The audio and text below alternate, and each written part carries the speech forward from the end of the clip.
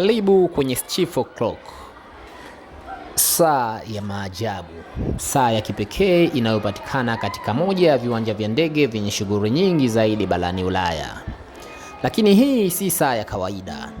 Hii ni kazi ya sanaa, ni tafakari ya muda, lakini pia ni maisha ya dakika. Hii ni kazi ya msanii wa Kiholanzi anayeitwa Bwana Martin Bahaz. Alirekodi mwenyewe masaa 12 ya uchoraji wa mikono, kila dakika akifuta mshale na kuchora mwingine. Kwa macho ya watazamaji inaonekana kama mtu yuko hai ndani ya saa, akiishi na kufanya kazi isiyoisha milele.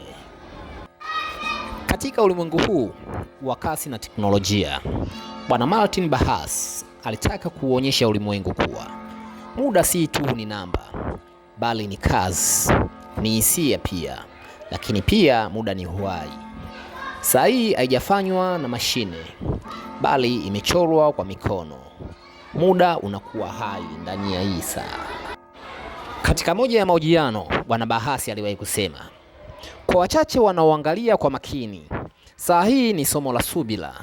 Ni ukumbusho wa kwamba kila dakika ni fursa mpya ya kufuta na kuandika upya kila jambo ambalo unataka litokee.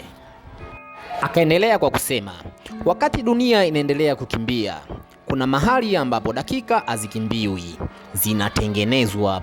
Hii si saa tu, hii ni hadithi ya kila mmoja wetu. Tunapofuta ya jana, tunachora ya leo, dakika kwa dakika. Katika saa ya Stifel, saa ni maisha.